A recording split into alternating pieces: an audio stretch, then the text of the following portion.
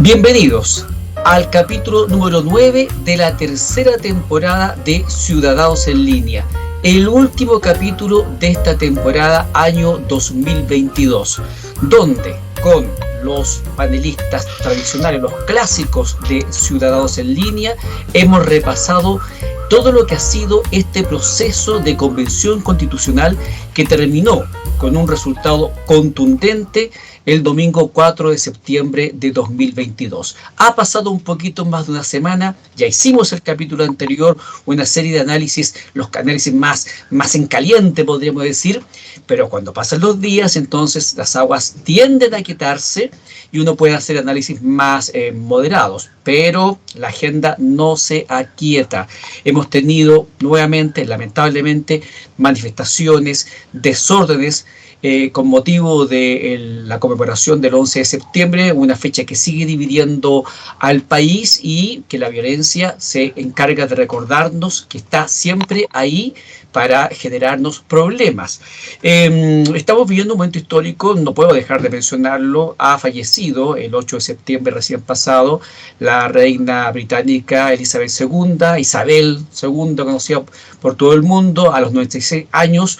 Indudablemente, desde el punto de vista de la diplomacia, desde el punto de vista de la historia, de la cultura, es algo interesante que más adelante veremos cuánto marcará la política internacional, porque se sabe que los reyes no gobiernan, pero sí tienen mucha importancia y ya algunos están criticando al heredero Carlos III, como se llama este hijo mayor de la reina, al cual ya lo están criticando de que tiene algunos stock por ahí que son motivo de el comidillo, por supuesto, de la socialité británica.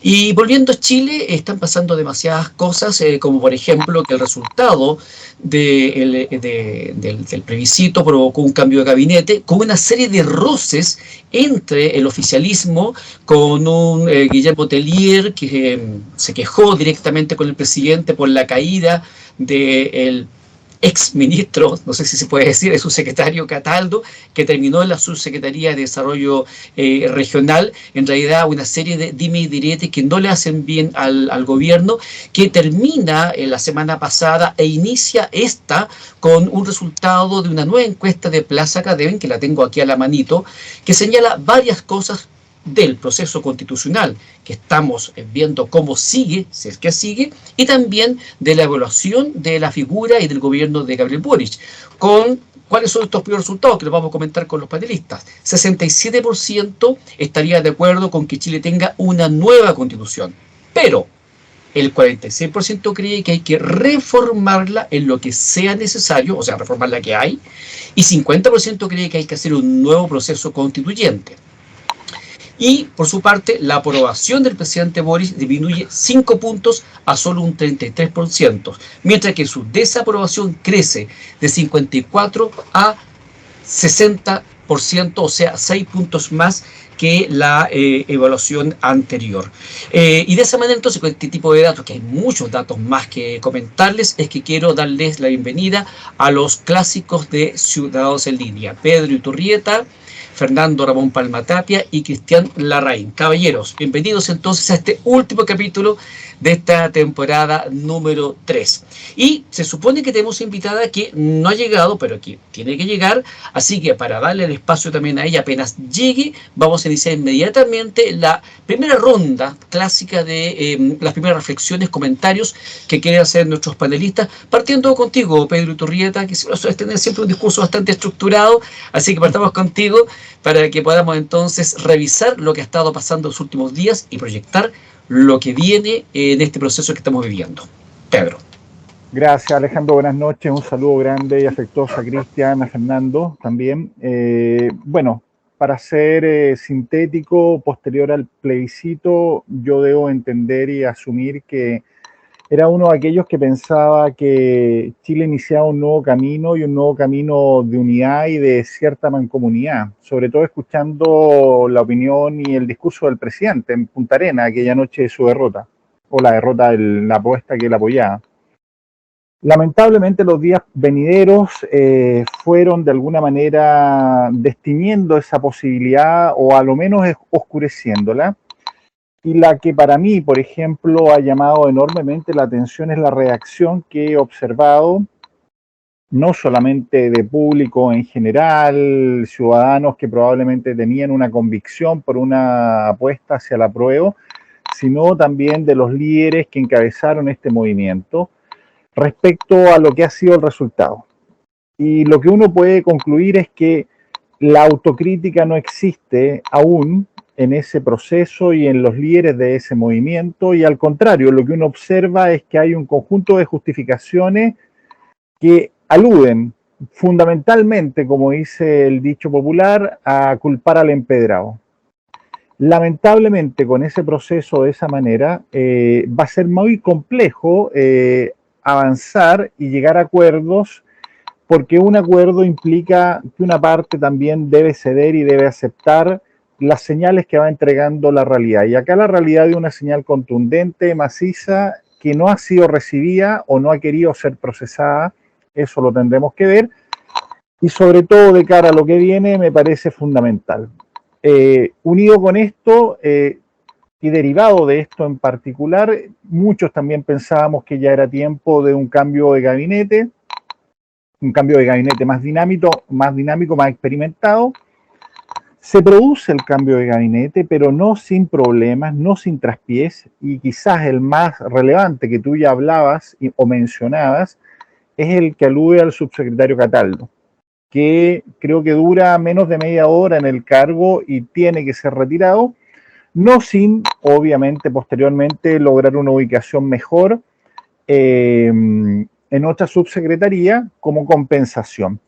Este movimiento, que primero alude a una situación de descoordinación en apariencia o desinformación en otra, nos habla de la poca prolijidad, en definitiva, con el cual se llevó a cabo este proceso, que además derivó en un conflicto interno para el gobierno, pues puso en entredicho las relaciones con Revolución Democrática, que es su partido aliado histórico, partido que crea Giorgio Jackson, versus el Partido Comunista, dado que tienen que sacar a Miguel Crispi y trasladarlo al segundo piso, quitándole poder, el poder que tiene la Subdere, y entregándosela a Cataldo.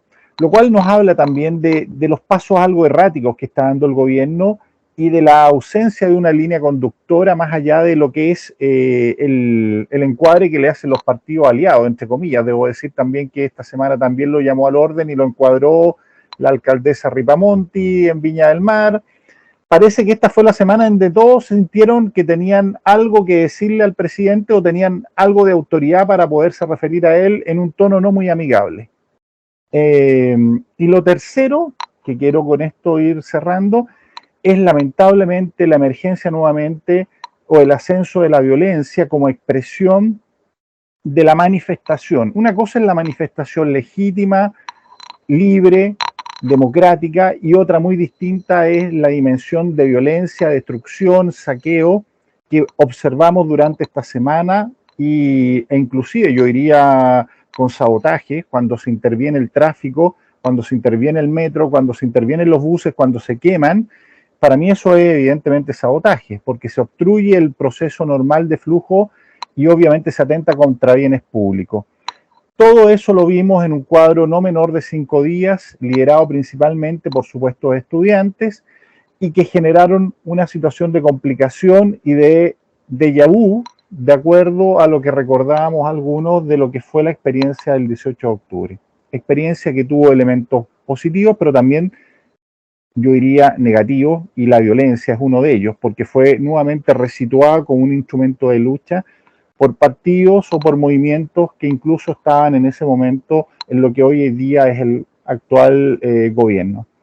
Me quedo con eso, me quedo con la esperanza inicial y con el pragmatismo de siempre, para no caer en la perplejidad de cómo va avanzando el proceso que se encamina post plebiscito, Alejandro. Gracias, Pedro. Dos datos para la gente que nos escucha, que nos ve. Lo de Cataldo terminó en la Subsecretaría de Desarrollo Regional. Muchos piensan que fue tal vez mejor que ponerlo en el Ministerio del Interior, debido a que la SUDERE estaría generando la posibilidad de tener muchos contactos, se maneja mucho dinero también, y por lo tanto eso ayudaría a aumentar todavía la influencia del Partido Comunista en el gobierno. Y respecto de Ripamonti, hay que decir que se refiere a el proyecto habitacional de Playa Las Salinas, donde no solamente Ripamonti, sino que el diputado Bello Brito, si no me equivoco, también de la zona, están llamando al presidente Boric a que haga cumplir el acuerdo de Escazú, el que firmó hace unas semanas y que se supone que es un acuerdo que permite mayor transparencia en los temas ecológicos, en los temas de construcciones, cuando se va a afectar la ecología, y por lo tanto están pidiendo que cumpla su palabra de implementar el acuerdo de Escazú. Y eso significa entonces tal vez algún roce que se está generando en este momento en las filas del oficialismo. Fernando Ramón Palma Tapia, ¿cuáles son los temas que más te han llamado la atención? ¿Cuál es tu primer análisis de esta primera ronda de este capítulo 9 de la tercera temporada de Ciudadanos en Línea? Pero antes de ir a Fernando Ramón, que acá que viene ahora con su opinión, acaba de ingresar al programa también la invitada de hoy día de este capítulo 9 de la tercera temporada de Ciudadanos en Línea. Se trata de Margarita Herrera, presidenta se dice realmente, de ¿cómo se llama? El Centro de Alumnos de Estudiantes de Derecho de la Universidad de O'Higgins. Bienvenida, Margarita, a esta conversación de Ciudadanos en Línea. ¿Cómo estás? Hola, muy buenas tardes, muchas gracias. Y me disculpo por la hora, me había excusado anteriormente, pero con todas las preparaciones que estoy para mañana ya, ha sido un día ajetreado. Pero ¿Por muy qué bien. para mañana? A ver, contémoslo a los amigos de qué se trata, que no saben. Claro. Bueno, mañana partimos como equipo chileno a la competencia Manfred Lach. Nos vamos a Francia a competir en la ronda mundial. Clasificamos... ¿Qué es lo que es eso? Esta es una competencia, un MOOC. Los MOOC son una especie de corte, ya es una simulación de juicio que se hace, entonces ahí uno puede ir o como demandante o como demandado, pueden cambiarte en cualquier momento y vas a defender un caso o atacar un caso. Y la gracia de estos MOOC, cuando ya clasificas para rondas internacionales, es que normalmente tienes a jueces de la Corte Internacional de Justicia dirigiendo los MOOC, haciendo sus clases de jueces, cumpliendo sus labores normales, pero ahora con estudiantes. ¿Y ya tienen la materia sobre la cual van a debatir? Sí, por supuesto, ya tenemos la materia, ya presentamos nuestra demanda y nuestra contestación sobre el mismo caso. Así que ahora... ¿Cuál es la materia? ¿Cuál es el caso? Es una cosa bien complicada porque esto es derecho espacial. Ya, es respectivamente sobre los 5 tratados internacionales que ha firmado, bueno, Chile ya los ha ratificado, pero además aplica el derecho internacional y ahora, bien específico, se trata de la construcción de un satélite a través de impresoras 3D y que fue lanzado al espacio desde el espacio. Ah, qué interesante. Ya nos vas a contar entonces a tu regreso cómo les va con esa interesantísima materia, debate internacional sobre derecho espacial, y mire qué entretenido, sobre la construcción de un satélite en impresoras 3D, no sé si todos conocen lo que son las impresoras 3D, y que se lance desde el mismo espacio. Toda una novedad. Muchas gracias, Margarita, por aceptar la invitación de Estudios Ciudadanos a esta conversación. Espero que te vaya muy bien en Europa en esa actividad, y después nos contará al regreso cómo le fue, si resultaron absueltos o condenados. Muchas gracias por la invitación.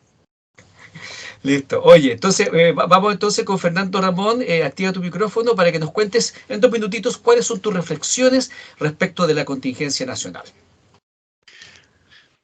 Bueno, como se dice, pasan tantas cosas. Voy a empezar continuando el hilo de Pedro respecto al cambio de gabinete. Como vimos, asumió Carolina Toá como ministra del Interior y Analía Uriarte como ministra secretaria general de la Presidencia. Como se dice por ahí, que llegaron los adultos a poner orden. Ahí fundamentalmente por el tema de experiencia, de roce, cuero duro, como se dice muchas veces. Y también, especialmente el nombramiento de Analía Uriarte, muy bien recibido por el Congreso. De hecho, cuando la ministra fue, lo único que faltó fue la alfombra roja. Así de simple. Todo el mundo contento y todo el tema. Problemas que están surgiendo. que precisamente a raíz de las pasiones desbordadas, tanto de vencedores como de vencidos, ¿ya? Que ya volvieron los overoles blancos, ahí haciendo hartos cortes en la Alameda, ahí saqueo, ahí manifestaciones violentas, barricadas. Entonces, ahí que no quieren convencerse de que la prueba perdió, ¿ya? Pero también hay otro tema, que es el llamado Team Patriota. No sé si lo han escuchado. Ahí encabezado por Pancho Malo, el líder de la Garra Blanca. Y está puesto a defender el triunfo del rechazo, y de hecho fueron a hacerle una funa a la UDI, a la sede de la UDI, con el objetivo de que no hagan más gestiones para nueva constitución o reforma constitucional, porque este grupo no quiere ninguna de las dos. De hecho, que hay un video que anda dando vuelta, que una de las adherentes de este Team Patriota fue a encarar a Francisco Chaguán a la salida de una reunión de la Moneda y exigiéndole que no cambiara la actual constitución. Y agravado más todavía está la denuncia de la PDI, que hay 100 congresistas, entre diputados y senadores, que están amenazados y de que no continúen haciendo trabajo para cambiar la constitución o hacer una constitución nueva, sino, como dice el mensaje, van a sufrir las consecuencias. Sabemos dónde viven. Y eso le llegó por email a los correos institucionales. De hecho, tiene el tema de la Brigada de Cibercrimen de la PDI. Así que ver qué pasa. Está el tema muy complicado. Entonces, no nos quedemos con que hay violencia por un lado, sino que también tenemos la violencia del otro lado. Y es más complicado, porque es cuando dicen, sabemos dónde vives, ahí sí que se pone la cosa realmente color de hormiga. Y para finalizar esta pasada, los adherentes, niños símbolos, rostros, tanto del apruebo y también están apareciendo del rechazo, están haciendo lo que se supone no deben hacer. Me explico. Los apruebistas derrotados se niegan a reconocer la derrota. No fue culpa de ellos. No, la gente no supo. La gente votó mal. La gente fue engañada. Tantas cosas. Cuando en realidad hay que asumir que, ¿por qué no? Quedó claro que la propuesta de constitución no era lo que se esperaba. Y que la pregunta fue, ¿le parece esta propuesta de constitución? ¿Y qué dijo el 62% del electorado? No me parece. Lícito, válido. El problema es que muchos de izquierda y centro izquierda que estuvo por el apruebo, ahí no se niegan. Se niegan a reconocer lo que pasó. Sí, es una etapa, bueno, en los duelos hay una etapa de negación, pero esta fase está pasando más allá de lo razonable y prudente. Y los vencedores del rechazo ya sacaron de inmediato a todos sus políticos, hicieron a un lado a los amarillos, hicieron a un lado a la centroizquierda por el rechazo. Jimena Rincón, sí, Mónica y Jimena son hermanas. Ahí, por si alguien no lo sabe. Jimena Rincón se está quedando con el cuello porque la hicieron bruscamente a un lado. Esto va con los partidos de derecha, que están cometiendo el error garrafal que ese 62% que votó rechazo es de derecha. Y eso es error garrafal. Aprendan de lo que pasó con Piñera, que ganó su segunda elección, creyó que no, todo Chile es de derecha y después al tiempo tuvo un estallido social. El gran problema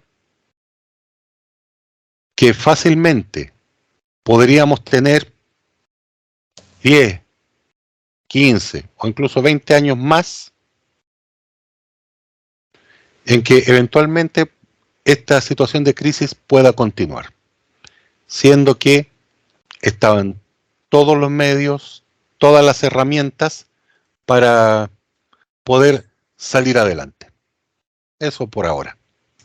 Y veamos más o menos cómo va el proceso. De acuerdo a la página del Senado de la República, recientemente, en las últimas horas, para los que nos vean en directo, después los que nos vean diferidos será unos días, pero fueron 5 los acuerdos que se lograron tras la segunda reunión de las fuerzas políticas con representación parlamentaria en la sala de sesión del Senado en el ex Congreso de Santiago. Básicamente los acuerdos fueron dar continuidad al proceso de nueva constitución. Se acordó que el texto va a ser redactado por un órgano electo en su totalidad por la ciudadanía. Se está hablando de que mitad mota, mitad elegido, mitad congreso. Se estaría descartando eso. Que tendrá paridad. No aclara si paridad en origen o paridad de resultado. Me imagino que resultado. Que el proceso de redacción será acompañado por un comité de expertos y que el proceso concluirá con un plebiscito de salida con voto obligatorio. Nada se hizo con preguntarle a la ciudadanía a través de voto obligatorio si realmente quieren renovar este proceso. Cristian Larraín. Gracias, Alejandro, Fernando, Pedro, Margarita. Bueno, ya Pedro y Fernando tocaban los temas. Lo central de Pedro, entre otras cosas, fue el regreso de la violencia. Quiero retomar muy brevemente lo que señaló Fernando en relación a la escasa o nula autocrítica. Yo hasta el minuto, por lo menos, no veo lo que ve Fernando, que en la centro derecha estemos tratando de apropiarnos del resultado. Puede ser, tal vez me ha faltado leer alguna declaración, pero no lo veo por lo menos manifiesto o masivo, porque es evidente que la derecha nunca ha tenido el 71% de la electorado. La verdad es que no recuerdo ninguna fuerza política que haya tenido nunca en la historia de Chile.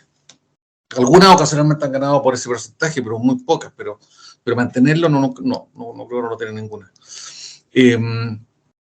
No, yo quiero decir que lo que contó Alejandro recién yo creo que es promisorio. Las fuerzas políticas aparentemente están poniéndose de acuerdo tempranamente en cosas muy globales respecto al nuevo proceso constituyente. Yo no creo que haya que consultar nuevamente, no me parece imprescindible por lo menos, consultar nuevamente a la ciudadanía si quieren seguir con el proceso, porque claramente hubo una gran disconformidad en el proyecto de entrada con la actual constitución, y una segunda gran disconformidad en el proyecto de salida con el borrador. Entonces, quedamos a media. Para mí eso es bastante evidente. Yo creo que hay que iniciar un nuevo proceso y estoy de acuerdo con los parámetros generales que ya se han acordado, en términos de que sea 100% elegida, yo creo que los convencionales deben postular con un experto al lado.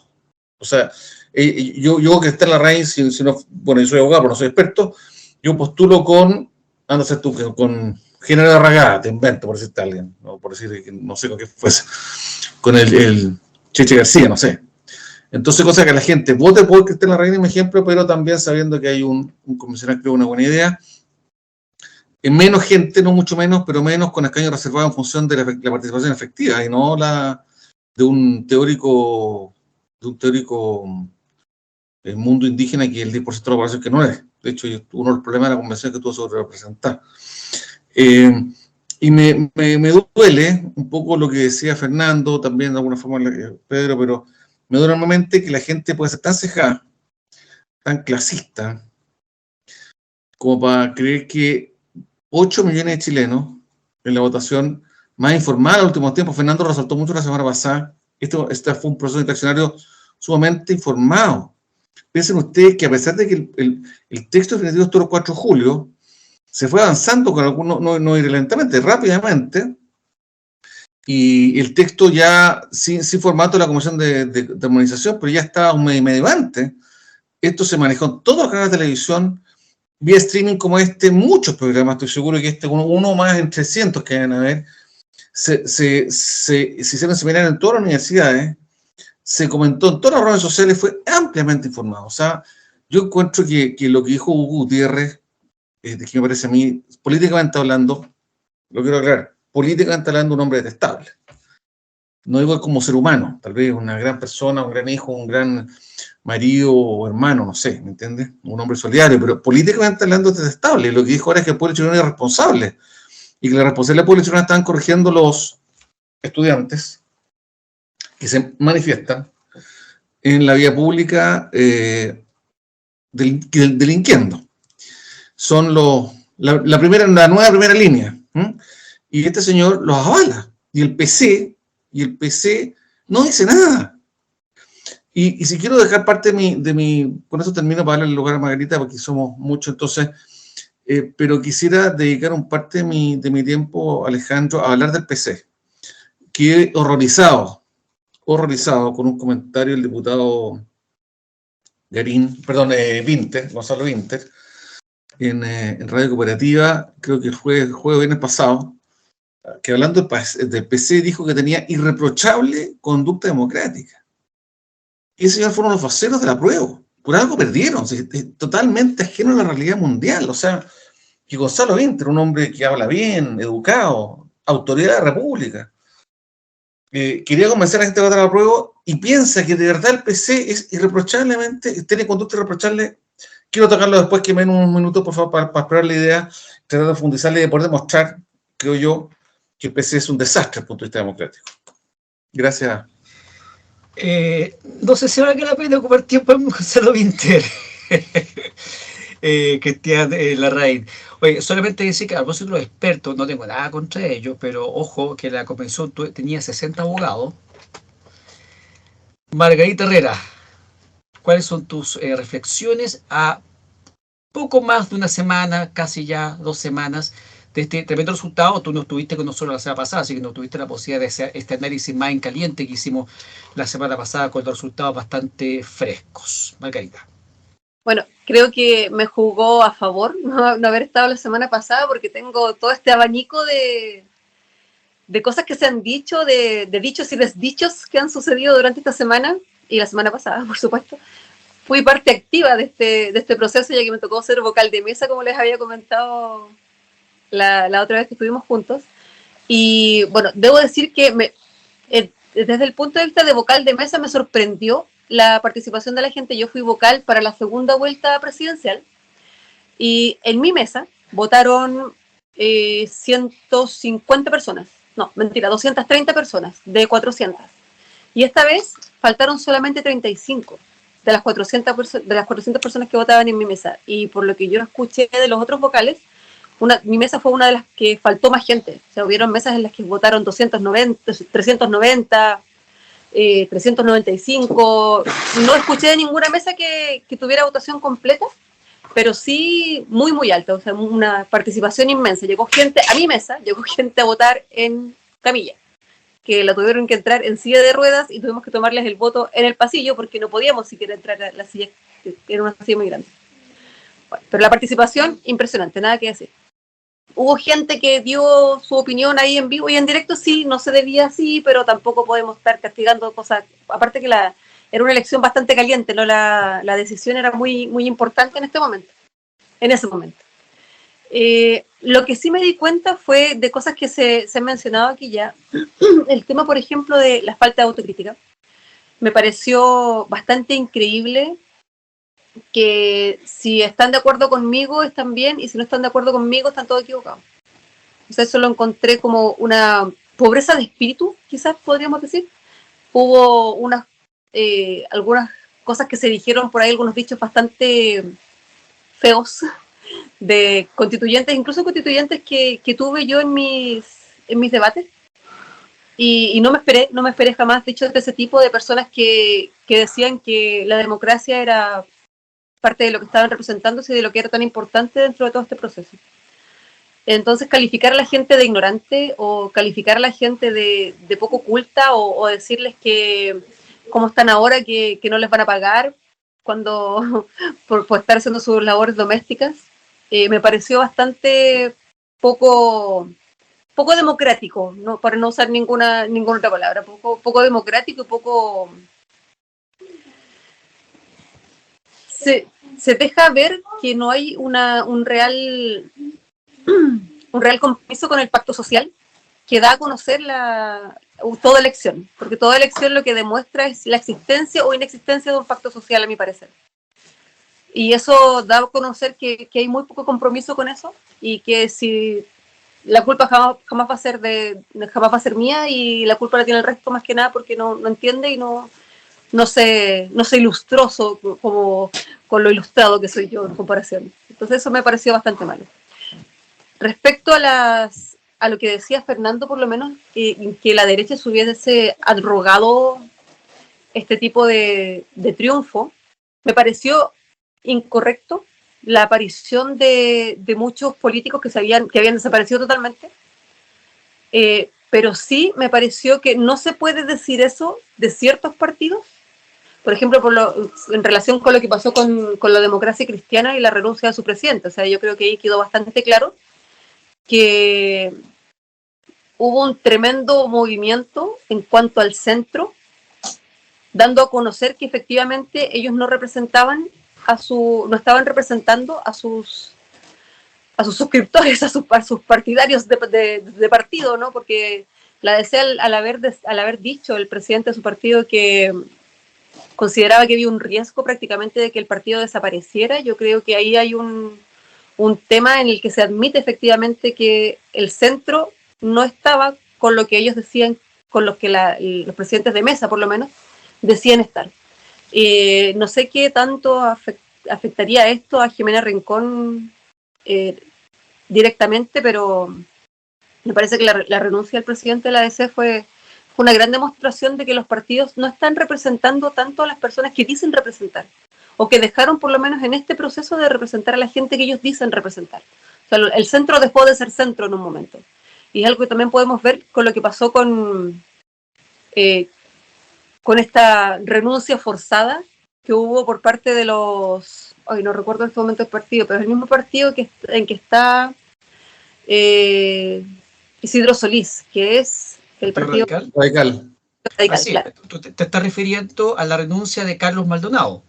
Claro, respecto a la renuncia de Carlos Maldonado fue más que nada porque creo que le solicitaron la renuncia, si mal no recuerdo. Yo había leído eso, por lo menos. A lo mejor es posible, pero de que lo pasaron al tribunal, de todas maneras, eso sí está clarísimo. O sea, ¿por qué no entonces a don Isidro Solís? ¿Será que es muy representativo del Partido Radical? Algo que le había mencionado anteriormente, incluso me parece que fue en una entrevista con Tomás Mochetti, que mencionó él, que él estaría muy triste de que lo echaran del Partido Radical, pero que él nunca iba a renunciar al Radical, porque él era radical desde los 11 años. Entonces toda su vida había estado en el Partido Radical y le dolería mucho que lo echaran del partido, pero él no iba a renunciar. Entonces, no sé, sería eso un anuncio para que el partido no lo pasara al tribunal de disciplina del partido mismo, pero la verdad lo que me pareció mucho en esta ocasión fue que los centros demostraron que no eran tan centros y la gente les demostró que ellos sí querían estar al centro. Entonces creo que los partidos mismos han sufrido una hecatombe grande, también en consideración con todo lo que está pasando en el partido de la gente. O sea, hubo el otro día nada más, creo que fue Francisco Rego, diciendo que parece que sería el partido de la gente, porque si él quería postularse como constituyente, que Renovación Nacional no lo estaría avalando, no le estaría dando los permisos para estas candidaturas. Yo la verdad poco sé de partido, que jamás he pertenecido a ningún partido, entonces no sé cómo funcionan estos permisos y este posicionamiento de ciertos candidatos, lo desconozco totalmente. Pero los comentarios que hace la gente de sus propios partidos. Ha demostrado, me parece, que los centros parece que no eran tan centros y la gente quería que continuaran siendo centros. Y es algo que se ha dado de manera transversal, o sea, este 62% me parece que es algo que nadie esperaba.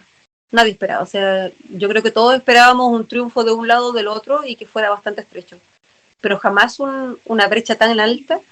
Y lo último que voy a decir antes de que sigamos, que el sábado, el día anterior al plebiscito, yo anduve en la feria. Yo voy normalmente a las ferias a hacer trabajos sociales, a ayudar a la gente, a promover los productos de la feria. Para mí la feria es un patrimonio nacional que no debemos perder y todo lo contrario, debemos proteger y fomentar y apoyar, porque el hecho de que las ferias no tengan baño público al 2022 aquí en Rancagua me parece una barbaridad y es lo que yo doy a conocer constantemente en mis videos que hago, en los lives que hago de YouTube. Y fui a la feria por una cosa súper puntual, porque me di cuenta que muchísima gente no sabía dónde votaba. Y mucha gente ni siquiera sabía que el voto era obligatorio y que no era necesario que se inscribieran. Yo llevé 300 POSIT, 300 tacos de papelitos para darlos anotados. Y los anoté a mano. Y me pasé por la feria. Andaba con 2 teléfonos. Cuando se me acabó la batería de los 2 teléfonos, después de haber entregado más de 300 papelitos, porque después ya los entregaba, anotaba en cualquier cosa, me pasaron unos papeles blancos y los cortaba porque ni siquiera me iba a alcanzar. Me tuve que ir porque ya me quedé sin batería en los teléfonos, no tenía cómo seguir, incluso un rato me prestó el teléfono un dirigente de la feria, me prestó el teléfono de él para poder darle la información a más gente, porque la gente no sabía dónde votaba, la gente no sabía que no necesitaba inscribirse para que el voto fuera obligatorio. Entonces me pareció que el gobierno, al haber hecho toda esta campaña de información que hizo, lo primero que debía haber hecho era informarle a la gente dónde votaba. O sea, ¿por qué esta campaña de información en que se entregaba el proyecto de constitución no incluía en el mismo kiosco, en el mismo lugar, ve aquí dónde vota, ve aquí cuál es su local, su mesa nueva, porque por último, si no le cambiaron el local, le cambiaron la mesa. Entonces, si yo en 2 horas, 2 horas y media, repartí más de 300 taquitos, así, más de 300 notas a personas porque no tenían idea de dónde votaban, yo creo que el gobierno podría haber hecho un mucho mejor trabajo respecto a ese tema.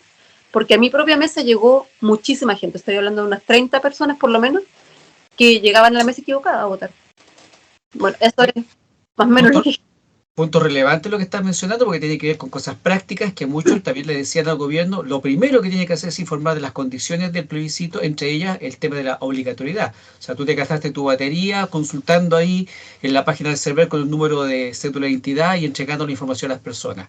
Interesantísima tu análisis de varias cosas que has mencionado. Solamente decir, a propósito de la renuncia de Carlos Maldonado al Partido Radical después de 30 y tantos años de militancia, es que el presidente, la persona que hoy día lidera el Partido Radical, Leonardo Cubillos, dice que básicamente que en el Partido Radical son libres pensadores y él no, Carlos Maldonado no fue pasado al Tribunal Supremo porque pensara distinto, sino que más que nada por ir en contra de las decisiones adoptadas por los órganos superiores de la colectividad. Y es un tema que no es menor cuando uno está en un partido político, igual que cuando uno celebra un contrato o un país celebra un tratado internacional o, por ejemplo, celebrados el sagrado vínculo del matrimonio, algún nivel de libertad se pierde.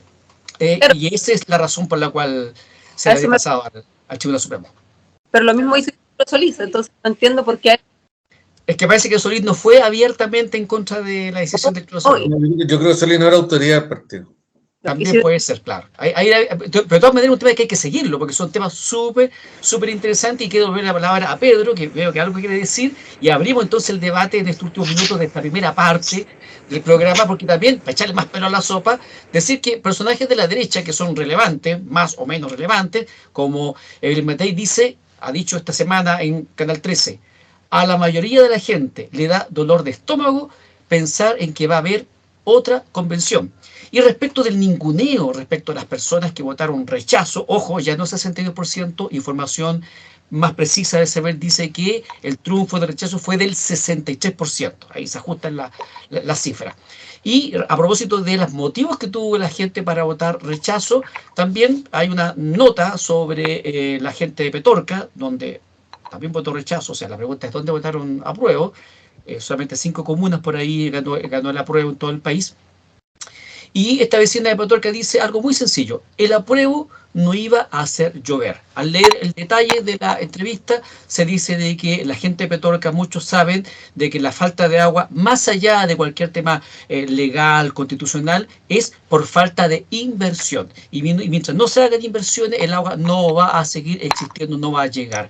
Un sentido bastante práctico parece de la gente para pensar. Pedro Iturrieta, iniciamos contigo entonces esta segunda ronda y final de esta primera parte del programa con los comentarios después de los comentarios. Exactamente, gracias Alejandro.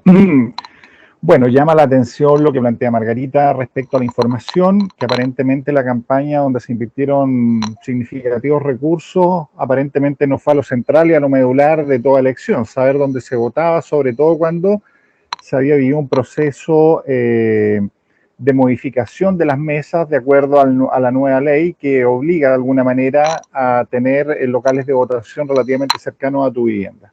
Que eso me consta que sucedió con adultos mayores que tenían dificultades para poder identificar el local de votación porque habían cambiado o actualizado esa información.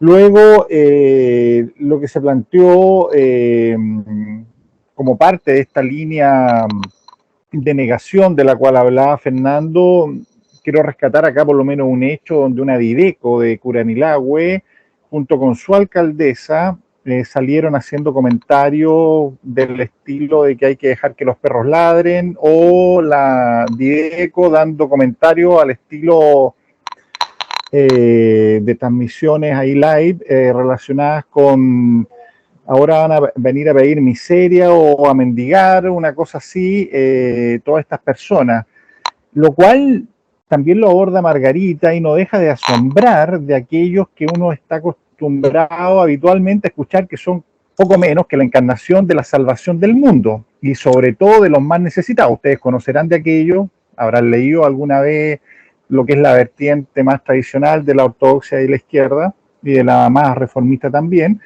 Y si hay algo identitario, como decía Fernando, es justamente esta defensa. Y lo que se manifestó ahí no tiene nada que ver con la defensa, es una mirada muy paternalista, muy autoritaria, muy hegemónica. En definitiva, también lo plantea Margarita, es decir, si yo opino de tal manera, a los que yo supuestamente defiendo me tienen que seguir y eso no es cuestionable. Y eso es más propio, todos lo sabemos, de regímenes autocráticos o totalitarios.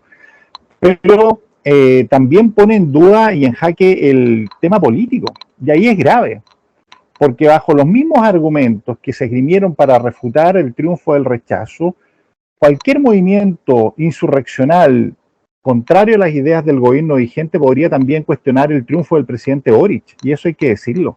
O sea, la legitimidad argumental no es solamente para la izquierda cuando no le conviene, es también podría ser para un grupo de extrema derecha y que decide que este gobierno engañó o manipuló o la gente fue ignorante al elegirlo y lo podría también pretender boicotear. Y eso es grave, porque eso finalmente hace parte del juego antidemocrático. Y por lo tanto, Pancho por Mal y eso, compañía, Pedro. Pancho Mal y compañía podría hacer eso perfectamente. por ejemplo, y yo lo planteo porque eso es sumamente relevante, porque al final del día, cuando son tan creativos de un lado, del otro lado también copian estas, entre comillas, buenas ideas, pues.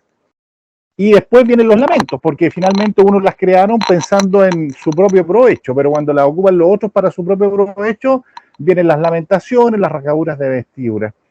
Y no olvidar también que se hizo una suerte de trabajo más profundo, aparte de esta Dideco, esta alcaldesa, de parte también de dos periódicos, El Ciudadano y el CIPER, donde se intentó también denostar de una manera oblicua la forma o el por qué cada persona votó rechazo. Y eran personas habitualmente humildes, no tenían toda la preparación, y había una suerte de mofa detrás de lo que ellos podrían responder que eran sus por lo cual votaron de una opción, pero escogieron principalmente de la opción que había triunfado. Entonces, eso tampoco ayuda mucho, porque finalmente cuando uno habla del clasismo, de esta cosa media segmentada, identitaria, tradicionalmente lo suele ver hacia un lado, pero acá se vio en el lado contrario.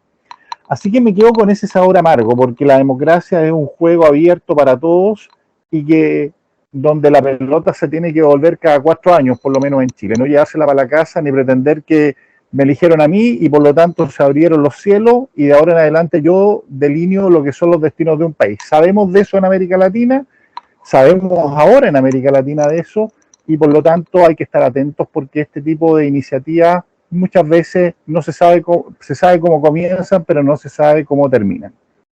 Exactamente.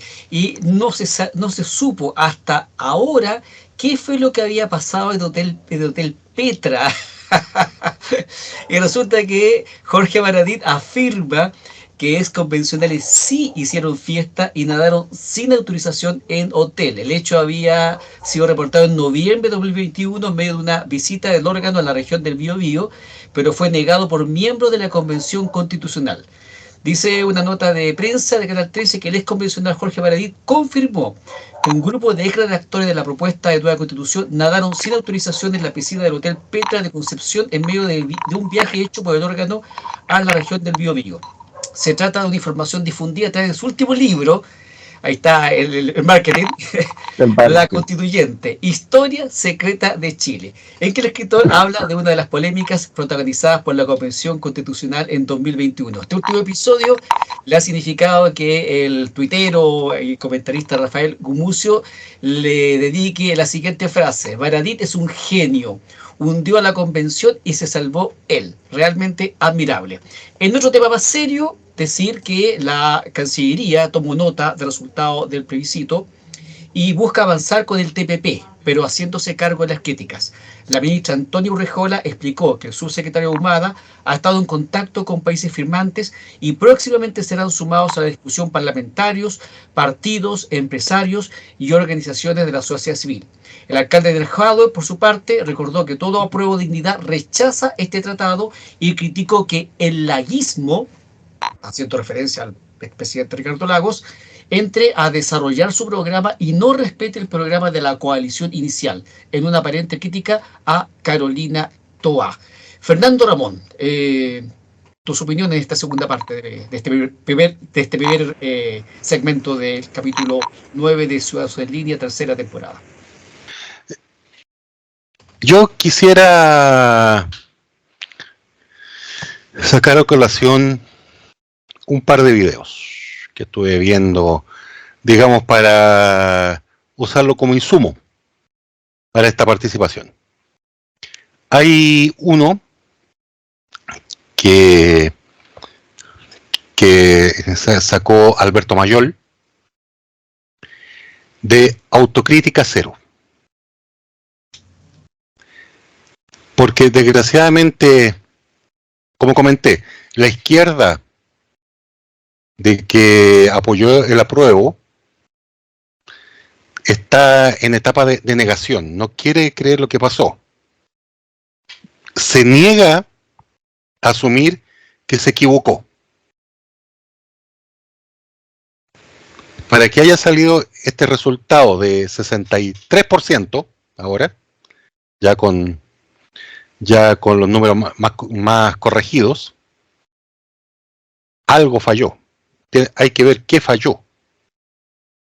De que hay muchas cosas que sí, que a la gente le hizo ruido. Pues las cosas que salen comúnmente, la plurinacionalidad,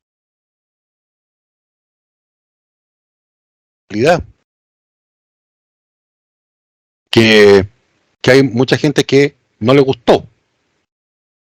Y es legítimo. Ya. Y por eso se rechazó. Ningún problema. Estuve viendo un video de la Fundación para el Progreso. Hay Axel Kaiser ahí comentando los resultados del plebiscito. Más o menos, me parece que fue martes o miércoles después. Obviamente todos contentos que salieron vencedores, que se alejó la amenaza comunista. Pero hay una cosa en que ambos sectores caen. Alberto Mayor lo dijo bien claro, que es el roteo. ¿Mm? O sea, así, esta gente no sabe votar, por eso gana el rechazo. Esta gente no entendió la propuesta de constitución, por eso votó rechazo. Esta gente no sabe lo que quiere, por eso votó rechazo. Entonces un roteo, que lo hemos visto en forma descarada en distintos personeros de la izquierda. Y lo malo es que el gobierno cae en las mismas. Pero en base a este video de Kaiser, también caen un poco en lo mismo. No tan manifiesto, pero sí caen en ese roteo, en que más o menos dan a entender que la gente no supo por qué votó lo que votó. Y eso también es mala señal. Porque cuando surgen iluminados de un lado o del otro, que se las dan de expertos y ningunean a la ciudadanía, al pueblo que dicen representar, pucha que estamos mal. Ahora, quiero hacer una derivada a raíz de esto, de los expertos. Por un lado, qué bueno que habría un nuevo órgano que, de hecho, está definido que no se va a llamar Convención Constitucional por el desprestigio de la convención, que va a ser elegido, pero va a tener un cuerpo de expertos. ¿Ya? Ahora, ¿cuál es el criterio de experto? ¿Ya? ¿Con qué parámetro yo defino que alguien es experto? ¿Ya? Y hay un parámetro que es medible. Experto es alguien que tiene 10.000 horas de práctica en algo específico. Ahora, ¿cómo me acredita usted que tiene esas 10.000 horas de práctica? Lo que podemos... Me puse a hacer un ejercicio de los 155 convencionales. ¿Cuáles caerían en la condición de experto?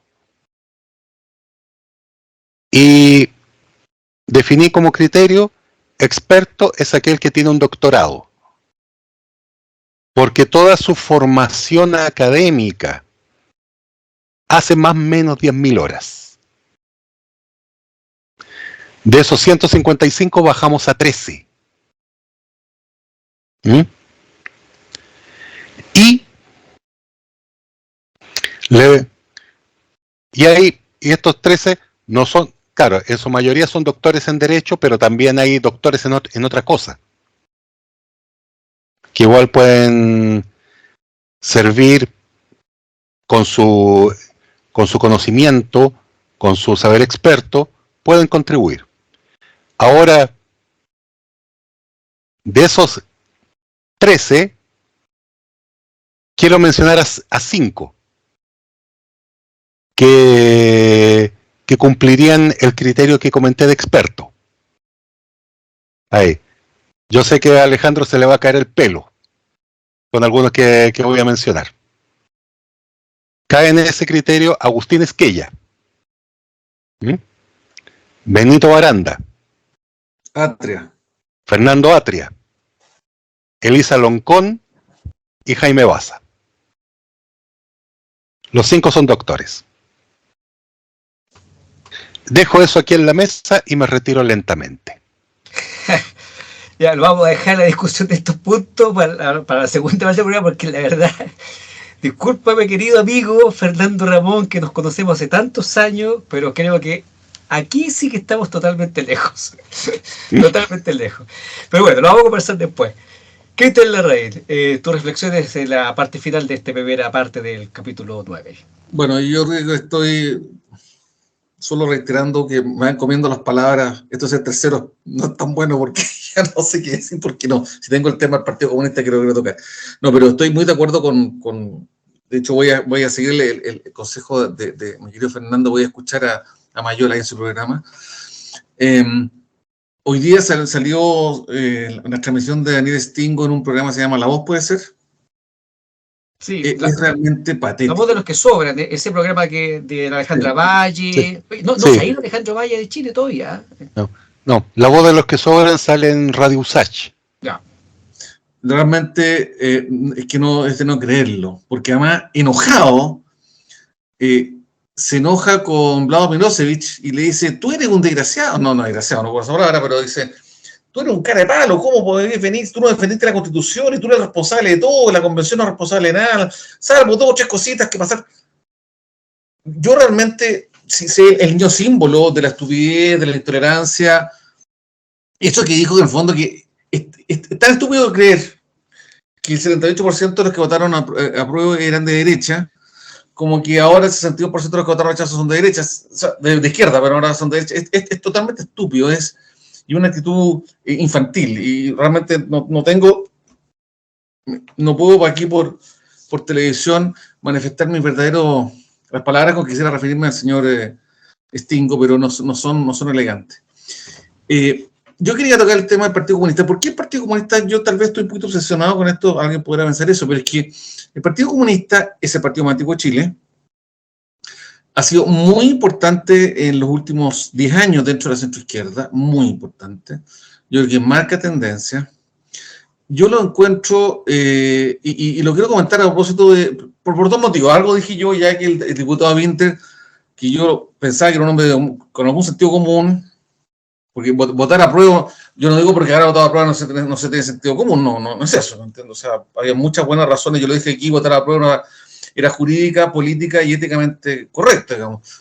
Habían razones, digamos. Yo, por supuesto que no coincido con ellas, pero decir que el Partido Comunista en radio o televisión, después de lo que hemos vivido, si el Partido Comunista tuviera 10 años, tal vez yo podría darle beneficio a la duda. Pero tanto el marxismo y el leninismo en general en todo el mundo, como el Partido Comunista chileno en particular, han sido un absoluto desastre. Perdóname, me voy a tomar 5 minutos para destacarlo.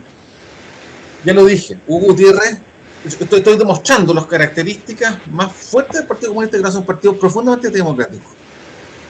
El PC fue stalinista durante toda su historia, desde que Stalin llegó al poder con la revolución, no solo Stalin, sino que también todo el Partido Comunista en la revolución de 1818, y se conformó como una organización internacional.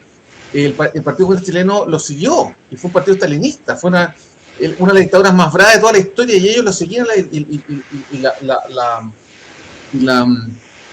apoyaban. Hay un caso, yo recuerdo, ustedes no se van a acordar, pero para allá por el año 91-92, en un programa de televisión, Luis Guastavino, que era un distinguido comunista de la época, excomunista, ya en la época, pero eso comunista, discutía con Gladys Marín, ex secretaria general del Partido Comunista Chileno, muy conocida, y le decía, ¿te acuerdas Gladys, cuando nosotros recibíamos las instrucciones de Moscú? Y la Gladys Marín guardó silencio absoluto. El PC apoyó la represión de la Unión Soviética en Praga, ha apoyado todo este tiempo a la dictadura cubana. Cada vez que hay excesos, lo justifica. En vez de condenarlo, empieza que el bloqueo económico. Cuando ustedes se recordarán en la elección del año pasado, en la primera vuelta, que justo le tocó a Daniel Jadwe esta explosión social que hubo en Cuba, le tocó justo en campaña, y él empezó a tiritarle la pera, porque no, sí, claro, pero es que son problemas sociales, pero no condenó la violencia del Estado, como sí lo hizo con Chile, ¿entiendo? Son de una doble línea, de un doble estándar espantoso. El PC siempre consideró a la democracia chilena anterior al 73 como burguesa. Una crítica burguesa es una crítica destempladísima y muy fuerte desde el punto de vista de una persona marxista. Si es algo burgués, simplemente es como una fachada, no hay realmente democracia. Creó el Partido Comunista un aparato militar que se enfrenta al Partido con Rodríguez, lo justificó ideológicamente y entre ellos Teller operó, yo no sé el detalle, pero sí sé que fue parte activa del Frente Patriótico. Mataron militares, mataron carabineros, mataron civiles. Se logró, se negó a inscribirse al registro electoral de 1988. Acuérdense ustedes, cuando toda el MDP, el Movimiento para la Democracia, y toda la gente, y encabezado por Patricio Aylwin y otros grandes próceres, fueron a inscribirse al registro electoral para vencer a la dictadura con el voto, ellos se fueron en contra. Se negó a inscribirse, ustedes se acuerdan, estuvo en contra, del Acuerdo Nacional por la Nueva Constitución en noviembre del 2019. O sea, cuando hay que tomar moderación en algo, ellos jamás la hacen, porque por supuesto que ellos ven la dictadura del proletariado, no lo dicen y jamás lo van a reconocer como realmente un objetivo final. Una economía centralmente planificada con un objetivo central es lo único que los va a dejar tranquilos. El PC no respeta el periodismo y quiere controlar los manifiestos de las últimas elecciones y el proyecto el programa de gobierno del Jaue, que crea una especie como de Secretaría de Comunicación, no lo decía así, pero cómo trató el PC a este periodista de Estado Nacional, ¿se acuerdan cómo se llama? Que lo trataron pésimo. Bueno, y como corolario de todo esto, yo quiero decir, para que se den cuenta, que el PC es una organización profundamente antidemocrática, no tiene valores, dice que los tiene, pero no los tiene. No puede ser que el Partido Comunista Internacional, estando presente, no sé, en 100 países del mundo en los últimos 100 años, no tiene ningún presidente elegido democráticamente, ninguno en esos 100 años. Perdonen que me haya alargado esto, pero encontré necesario que quede grabado que realmente pretender tener como socio el Partido Comunista, y eso desprestigia al presidente Boric, en mi opinión. Yo creo que eres un demócrata, el presidente Boric es un demócrata. Tener un partido antidemocrático en su coalición solo le va a traer problemas. Solo le va a traer problemas. Son gente fanática que realmente ve la realidad con anteojeras. Lo que le pasó hasta esta convención a gente que votó a prueba en este proceso, ellos les pasa recurrentemente, solo ven la realidad con anteojeras y no obstante, que yo no digo no han tenido algunos aportes, se los puedo relatar si fuera el caso, pero quiero destacar con esto simplemente que el presidente Boric, y para allá en mi comentario más actualizado, la tiene muy dura por culpa de él, porque salió con gente fanática e intolerante. Y está pagando las culpas. Acuérdense lo que le pasó a Ricardo González Videla, que partió como presidente de con el Partido Comunista, en la mitad del mandato lo tuvo que terminar. Perdonen como siempre me alargo mucho yo. Lleva 6 meses nomás el presidente Boris. Yo creo que va a envejecer, le van a salir canitas, en fin. Nunca está de más recordar la historia del Partido Comunista que está en la raíz, especialmente para las nuevas generaciones que creen que el mundo se fabricó ayer nomás. Margarita Herrera, tus opiniones finales para esta primera parte del programa. Muchas gracias. Bueno, respecto a lo que se menciona del Partido Comunista, yo trato de no referirme mucho a partidos en general, pero estamos hablando de partidos hoy día. Que en relación, tomándome de lo que está diciendo Cristian ahora del Partido Comunista, me parece que el Partido Comunista nació por la lucha de clases, ¿no? Ahora, ¿contra qué clase lucha el partido más rico de Chile? Se luchará contra la clase pobre, entonces, porque no representan a la clase, al proletariado que decían representar, a mi parecer, por lo menos. No sé muy cuál será el pensamiento en este momento de los dirigentes del Partido Comunista, o sea, contra qué clase estarán luchando. Pero lamentablemente, esa no es la palabra, sino que la forma normal en que envejecemos, me sumo a mis 40 y algo, la forma normal en que adquirimos el conocimiento, ni siquiera no estoy hablando del conocimiento pedagógico, sino que estoy hablando más del conocimiento de la vida, ¿no? Es así, siempre vamos a tener esta necesidad de seguir a algo. Y existen partidos, en especial los partidos que son más extremos, y aquí me voy a los dos extremos, que buscan jóvenes para ideologizarlos. Y se da mucho. Entonces las ideologías son muy lindas. Las ideologías son muy lindas para los jóvenes y son muy, muy fáciles de de sentirse relacionados con ellos. Y por lo mismo los partidos buscan mucho a la juventud, buscan mucho en las universidades, en los liceos incluso, y para dar a conocer sus ideas y sus ideologías propias. Creo que si esos mismos partidos hicieran una labor de educación cívica de los jóvenes, de llevarlos a las poblaciones, ayudar a la gente, de guiarlos para cosas que son mejores, el mundo sería diferente. Ahora también yo digo, si Hitler hubiera usado esa misma retórica maravillosa que tenía para hacer el bien, también el mundo sería algo muy diferente. Pero esa es mi opinión en cuanto a los partidos extremos.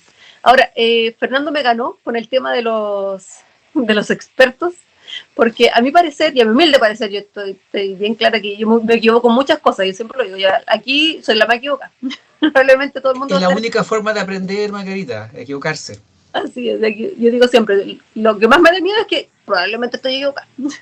Pero a mi humilde parecer, en lo que debería haber expertos, si es que se va a hacer una nueva constitución, es en expertos en escuchar a la gente y en tomar esas necesidades de la gente y lo que estas personas están tratando de decir y llevarlas a un texto que sea aplicable y que sea representativo a la vez de eficiente y eficaz, obviamente.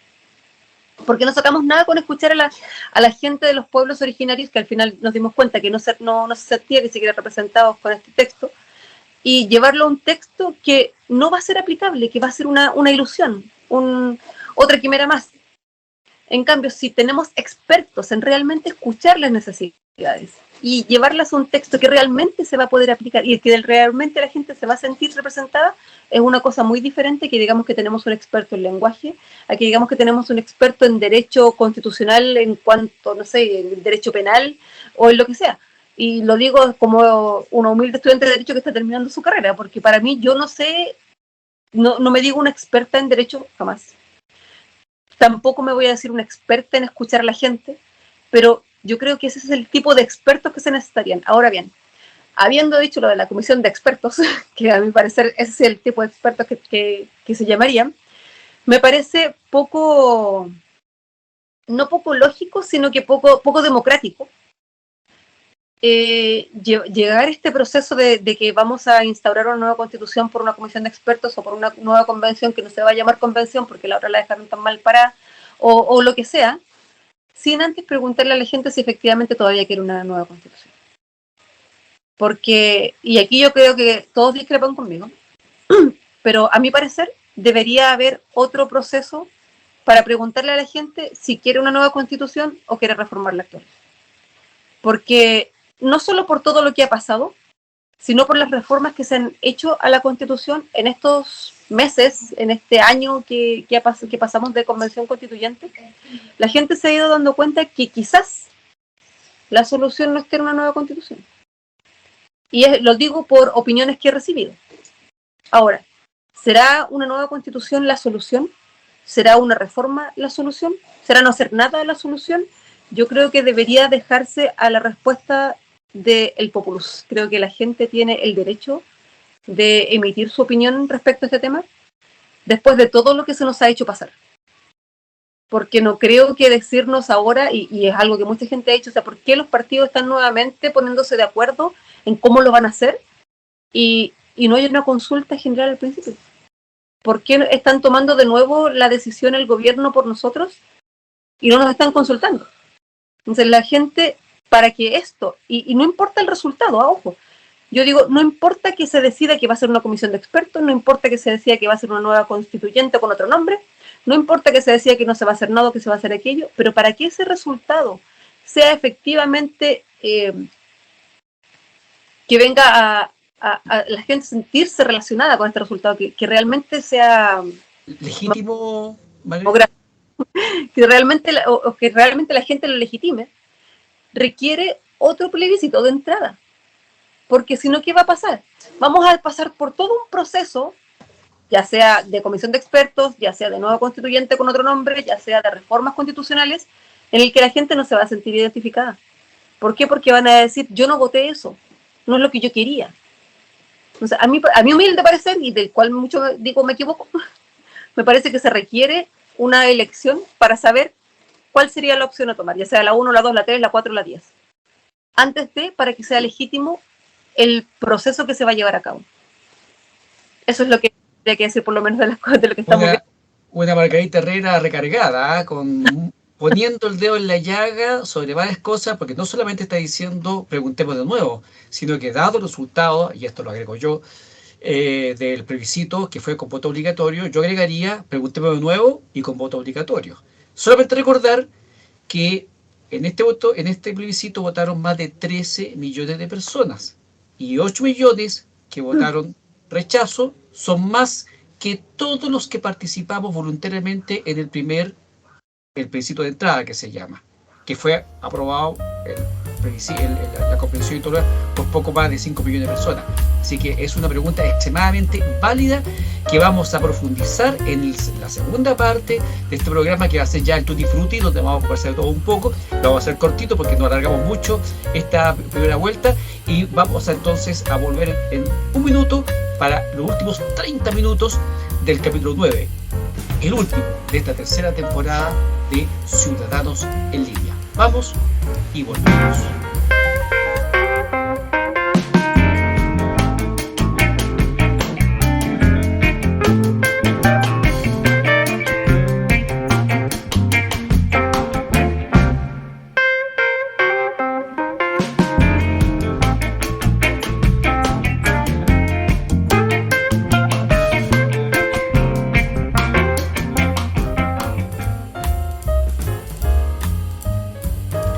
Y continuamos entonces con el último segmento, la última media hora del último capítulo, número 9 de la última temporada, la número 3 de Ciudadanos en Línea, conversando con los históricos Pedro Iturrieta, Fernando Ramón Palmatapia, Cristian Larraín, y hoy día con la invitada especial Margarita Herrera, presidente del Centro de Alumnos de Estudiantes de Derecho de la Universidad de O'Higgins, que al terminar el primer segmento nos dejó ahí como toda desordenada la casa, porque ya estábamos nosotros comentando que en el Congreso se pusieron de acuerdo, que esta cuestión va a ser paritaria, con expertos, en fin, y ella nos recuerda todo. Oye, pero le hemos preguntado a la gente o no si realmente se quiere iniciar un nuevo proceso, pero también plantea algo que también es más terrible, y es que la solución va por una nueva constitución o reformar la que hay, y eso se enlaza con el tema de los expertos que plantea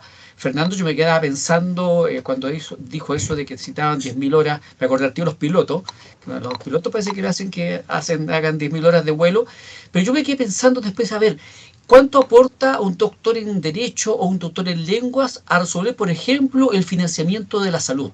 Que sé que es un problema tan grave que afecta a las personas.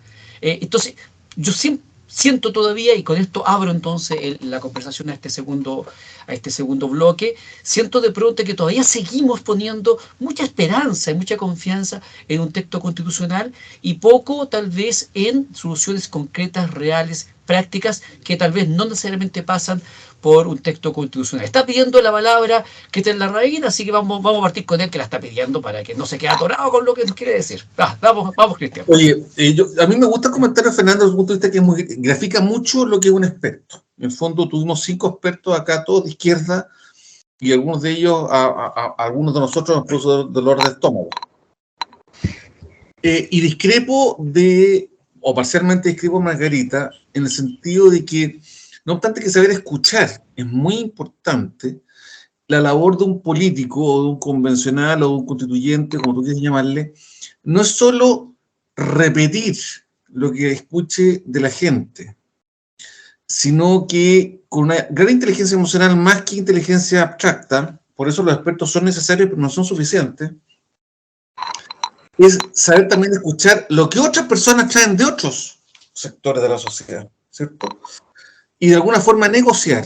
Y entonces yo tengo que escuchar al que trae los mensajes de otra persona, tengo que negociar y llegar a un texto.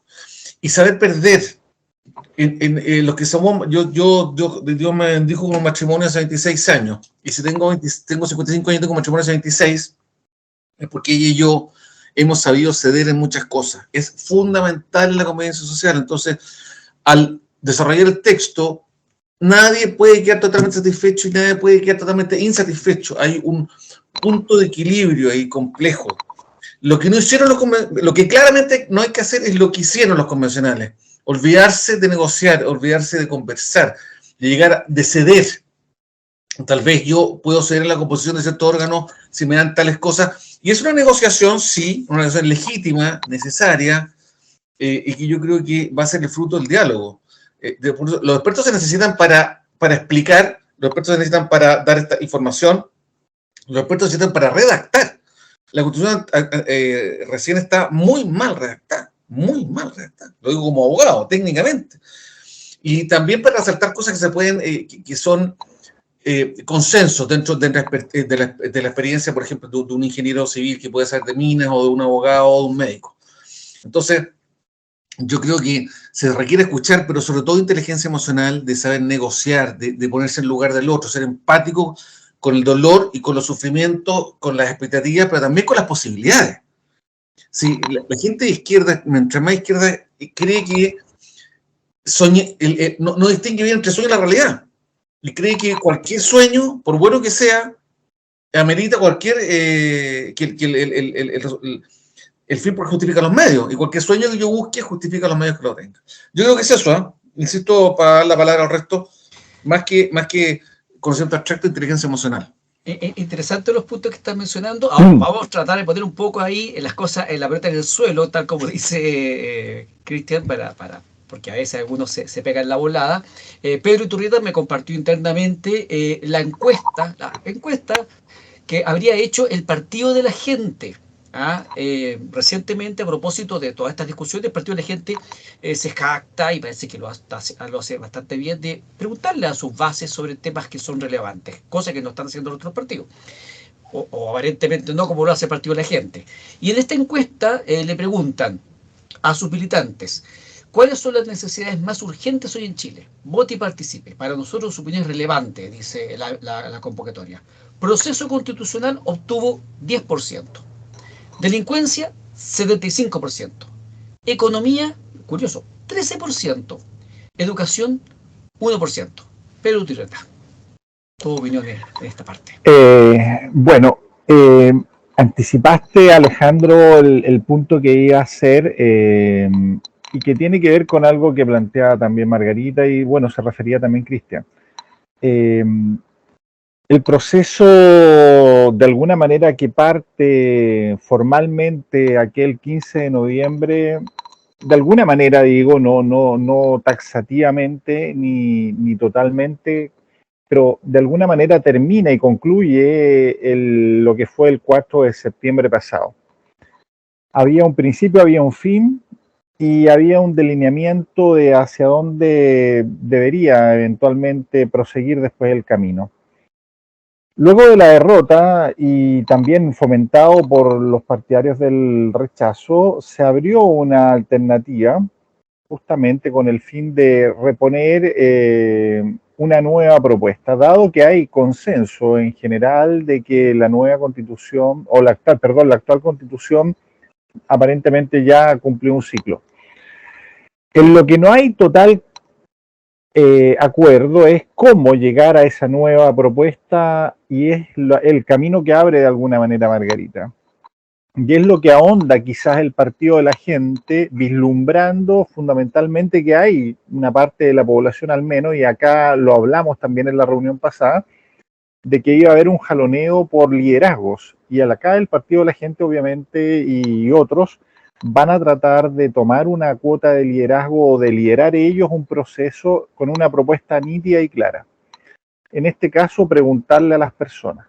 Otros van a decir: no, ya lo pensamos, lo negociamos, aprendimos de los errores y vamos a hacer esta otra propuesta. Y otros se van a negar probablemente y van a decir: está como está y que se reforme lo que se reforma, pero esto debe cerrarse. Ahora, el gran punto es que no quiero pensar qué va a ocurrir si en algún momento se hace un proceso, tampoco es tan exitoso y llegamos de nuevo al dilema de apruebo o rechazo y se vuelva a rechazar. Pero bueno, no quiero ponerme en ese escenario tan pesimista. En el escenario que sí me quiero poner, y con esto termino, es que este proceso, y lo ha recordado Alejandro y lo conversamos en alguna ocasión, este proceso no debiera ser jamás un factor para detener el avance y el gobierno de la gestión que está o que debe realizarse. Y acá hay temas que se mencionaban recién como economía, salud, vivienda y otros, que están un poco... La delincuencia, ¿para qué decirlo? En la votación del partido de la gente. No, parece que es la el tema más importante. La delincuencia que, bueno, expresada en violencia callejera, en encerrona, en atentados terroristas, en delincuencia común y silvestre, tiene a las familias chilenas más arriba, yo creo, de la coronilla, y donde, lo que decía nuevamente, creo que es interesante lo que dice Margarita, es escuchar, que debe traducirse en la acción que planteaba Cristian, no se ve por el gobierno ni se ve por las autoridades locales, salvo creo que en la Florida hay una iniciativa de una suerte de defensor del pueblo que va a ser un abogado financiado por la municipalidad que va a acompañar a las víctimas. Pero de lo demás, muy poquito y con gran déficit y con gran desgaste para el gobierno. Y yo creo que va a ir incrementándose. Gracias, Pedro Turrieta. Yo antes mencioné al presentar el programa de que no podía dejar de mencionar la muerte de la reina soberana británica Elizabeth II, y olvidé decir también que el mismo día en que se anunciaba la muerte de Isabel II, se anunciaba en Chile el Premio Nacional de Literatura para Hernán Rivera Letelier, el mismo que contó que la reina Isabel cantaba rancheras, su famoso libro de lectura prácticamente obligatoria en la educación chilena. Y lo saco a colación además porque Hernán Rivera había sido postulado 5 veces al Premio Nacional de Literatura, y no se lo habían dado por distintas razones, y de hecho esta votación fue bastante peleada y se han revelado las discusiones internas, y algunos dicen, mira, lo que pasa es que Hernán Rivera no es un gran escritor, su valor está en que refleja muy bien la historia de la Pampa, de la salitrera, de la vida, eso, pero como escritor no es tan bueno. A propósito de expertos, quiero hacer ese alcance con Hernán Rivera, con todo el respeto a su obra y a su persona, de que tal vez, y él mismo reconoce que tal vez su valor es más la representación de lo popular. Entonces, y quiero recordar además acá, en este momento, a propósito de Daniel Stingo, que el señor Stingo salió con la más alta votación elegido convencional.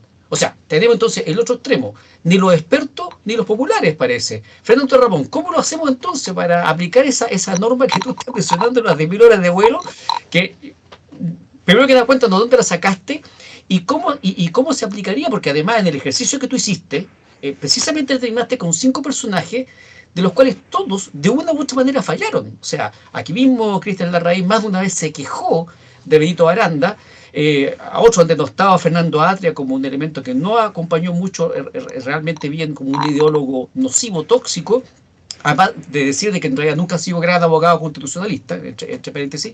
Y respecto de Esquella, por ejemplo, del cual parece que habría una mayor transversalidad en reconocer que es una persona docta, bueno, también se equivocó rotundamente con el texto que apoyó, porque eso hay que decirlo. Muchos esperábamos, no sé, caso tuyo, Cristian, Pedro, Margarita, muchos esperábamos de Esquella que precisamente su impronta personal hubiese provocado una mayor moderación en los textos finales. Yo no lo vi haciendo eso. Alejandro, yo creo que, como tú nos permitiste interrumpirnos sí, yo creo que Agostella tiene algo muy bueno y algo muy malo. Algo muy bueno es que él ahora por lo menos reconoció radicalmente que se equivocó y se siente hasta vergüenza no sé exactamente de su participación, pero pasa porque él es muy académico, él no es un político, es un hombre que está acostumbrado a que lo escuchen los alumnos, no está el fragor de que sí tienen a veces los diputados o gente más en la política, que va a la discusión, que arma grupos, que llama a otros, que los organiza. Él no, era un académico que da sus opiniones, muy inteligente, un hombre muy intencionado. Yo creo que le pasó eso. Él fue un hombre que no hizo lo que hizo Rincón, lo que hizo Arboe, que se echaran a todo su sector al hombre, no. No, sí, yo opino, pero un académico. Entonces, No quiero disminuir lo académico, es muy importante lo que pasa es que no basta, eso quiero decir. Fernando Laporte, te vuelvo la palabra entonces. Sí. Lo hacemos al final, po. No, que aquí, ¿qué es lo que pasa? ¿De dónde salen las 10.000 horas? Hay harta documentación, hay harto estudio que te llegan a ese criterio. Tú tienes un experto con 10.000 horas de práctica. ¿Mm? Ahí tú ya tienes un experto. Ahora, para el ejercicio que yo hice, ¿cómo acreditaba esas 10.000 horas? ¿Mm? Porque obviamente no basta que... No, yo he estado dedicado 10.000 horas haciendo lo mismo todos los días. ¿Ya? Y no me consta. Entonces, por eso tomé el ejercicio de los convencionales con con grado académico de doctor. ¿En qué? Da lo mismo. Pero ya doctor. Y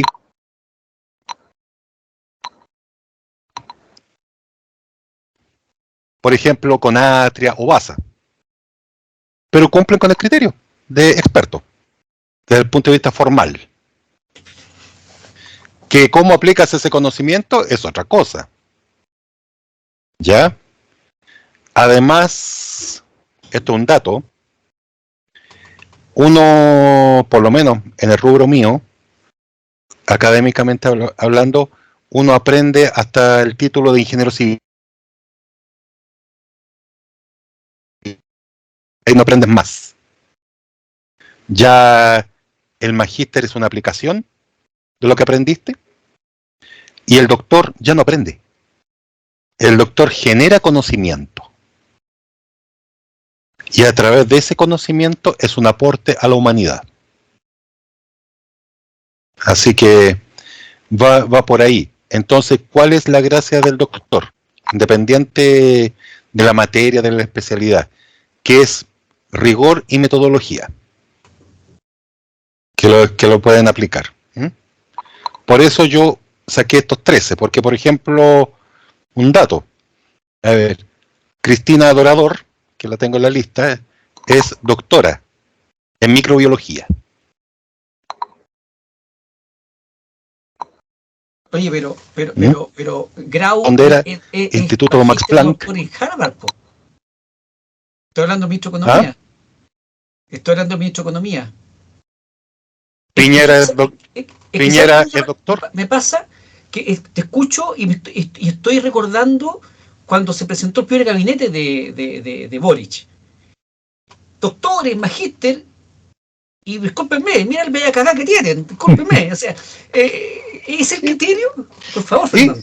Oye, y yo te puedo decir, ¿Ah? Piñera es doctor en economía. Sí, pero no voy a comparar la situación económica de los periodos de Piñera con la situación económica de ahora. Y después, ¿qué pasó con el estallido? Dijo que el dólar era irrelevante en la economía nacional. No, pero resulta que avaló 3 retiros. Porque Desde el un FP. cobarde, po. Sí, eso es otra cosa. Claro. Si estamos hablando de expertos, esa es la vara. Pero ¿dónde hacemos el corte entonces? No, es que ahora viene la pregunta. Como yo leí una vez, los políticos son un mal necesario, porque un gobierno de científicos sería ineficiente y un gobierno de poetas sería el caos. Claro, esas son buenas frases. Entonces... Pero en la práctica ahora, ¿tú ves, por ejemplo, razonable esta propuesta que están haciendo ahora? No. Y como yo comenté en la temporada anterior, sí, si no me equivoco, yo era partidario de que la convención saliera por sorteo. A lo griego. A lo griego. Un sorteo. Y es más, si porque tenemos toda la data. Tenemos todo el padrón electoral, lo tenemos identificado y georreferenciado, ¿ya? Es más, si quieren podemos excluir del padrón a todos aquellos inscritos en partidos políticos. Si quisieran. Decirlo. Sí, podríamos hacerlo. No, ¿por qué? Yo estoy diciendo lo que puedo hacer. Que lo hagas es otra cosa. Yo estoy hablando desde un punto de vista meramente uso de tecnología. Y es más, podrías de ahí hacer match con el padrón indígena de la CONADI y puedes sacar los escaños reservados, qué porcentaje, eso ahí se sentará, lo conversarán, lo negociarán, moneda al aire, al cachipún, qué sé yo. Oye, Fernando está diciendo que es importante, y yo creo que aquí Cristian tendrá algo que decir, Margarita también quiero darte la palabra, por lo siguiente, nada se ha dicho claramente sobre los escaños reservados. Ojo, es importante ese detalle, que Estel Larraín se quejó en este foro más de una vez, que después que él votó apruebo en el plebiscito de entrada, le cambiaron de alguna manera las condiciones, porque no sabía que esta iba a terminar con 17 escaños reservados, que pareciera que hoy día hay cierto acuerdo de que 17 es como mucho.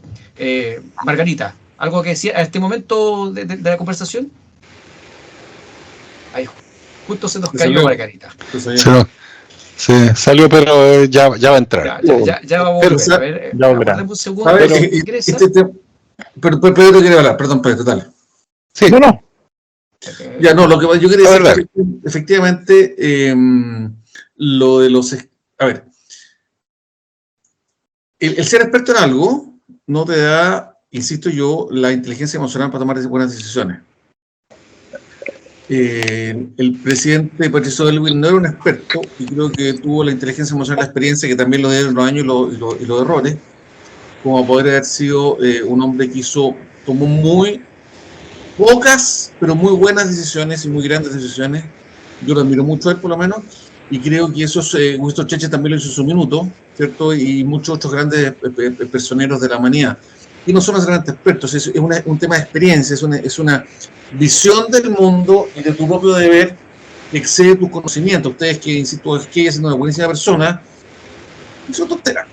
Y tal vez, como decía Fernando, el presidente Piñera, haciendo con todos los PhD que tiene, también hizo tonteras. Entonces, no las aprueba. Por eso, mira, la democracia, y con esto le doy la palabra a Margarita que estaba hablando, la democracia no garantiza elegir buenas personas. Eso sí que no. Lo que garantiza es sacar las malas. Eso sí que sí. Eso es lo que más puede esperar una democracia, es por lo menos sacar a los malos. Y me confirma la situación de Venezuela esto. Porque como se perdió la democracia, en Venezuela no pueden sacar a Maduro ni al chavismo. Pero si se conservara la democracia, podrían haber sacado, y tal vez la situación de Venezuela puede ser mucho mejor. Pero no hay garantía. Los chilenos nos podemos equivocar. Y los chilenos también. Perdona, Margarita. Sí, que aproveché el silencio. Un problema técnico, se nos cayó, pero ya volvió. Solamente a aportar, antes de Margarita, que el sistema griego de los sorteos operaba, pero ojo, operaba respecto de aquellos que eran ciudadanos. Y vamos a recordar que en Grecia las mujeres, los niños, los esclavos no eran ciudadanos. Así que vamos a ver si el sistema, porque no sé, pues, hacemos un sorteo y sale Sting otra vez, yo me ahorco. No, nos vamos todos. Margarita. Quememos la Acrópolis. Bueno, sí. Creo que el sistema del sorteo ya lo más representativo. Me parece que habría... A mí me gusta la idea, Margarita, me gusta, pero habría que hacer un filtro. O sea, yo creo que a estas alturas de la Constitución, ya como que todo es válido, uno empieza a pensar, ¿no? No, ojo. Hay que buscar la solución. Disculpa, Margarita, ¿podrías agregar un cuarto filtro a la base de datos? El registro nacional del registro civil. Perdón, repite. Ese, el registro de profesionales. Ah, claro. El registro de profesionales del registro civil, en donde está toda la gente que está titulada. Efectivamente. Puedes agregar otro filtro. Respecto a lo que estábamos hablando recién, en cuanto a la forma en que mencionaba Fernando que había tomado estos expertos, o cómo se calificarían como expertos, Y él mencionaba el caso concreto personal de la ingeniería, ¿verdad? Que es la ingeniería civil, ¿cierto? Claro, en cambio, el derecho, la gran diferencia, y eso yo lo desconocía completamente, y entiendo entonces cuál era tu forma de tomar los expertos. Porque en cambio en el derecho, un doctorado en derecho no es un ejercicio, para nada, no es una aplicación. Entonces ahí no tenemos la práctica que tú tomabas en cuenta recién para tu estudio de cómo sería un experto. Porque el doctor en derecho no aplica, el doctor en derecho investiga. De eso se trata más que nada el doctorado en derecho. La investigación de una posible cuestión o una posible pregunta a responder o que generar más preguntas al final. Entonces no hay ninguna práctica que se haga en el doctorado en derecho, sino que lo que se hace es se investiga una posible solución de un caso súper concreto. Y a veces ni siquiera una solución, sino que diversas soluciones o para llegar a otras preguntas. Entonces lo que vemos ahí, a diferencia de una práctica, es en realidad un estudio. Entonces podríamos decir que el estudiante que lleva 10.000 horas estudiando sería un experto en este caso. El derecho. Es que está muy bueno lo que estás diciendo, porque yo estaba, cuando escuchaba a Fernando, yo me estaba acordando de profesores míos que han envejecido repitiendo exactamente lo mismo clase por clase. Y yo entonces digo, esas horas me parece son inútiles.